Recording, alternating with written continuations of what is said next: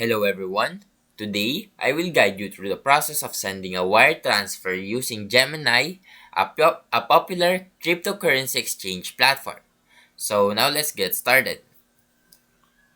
So first, visit the Gemini website or open the mobile app and log in with your credentials. Ensure your account is verified to access all features. Now once logged in, go to the account or funding section, typically found in the main menu. This is where you can manage deposits and withdrawals. Next, choose the option to deposit funds into your Gemini account.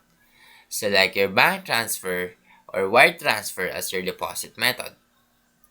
Now, Gemini will provide you with their bank account details including the account number, routing number, and bank name. Note these details accurately as you will need them to initiate the wire transfer from your bank. After that, contact your bank to initiate the wire transfer. Provide them with Gemini's bank details and ensure to include the unique reference code in the transfer details. This code is crucial for Gemini to match the funds to your account.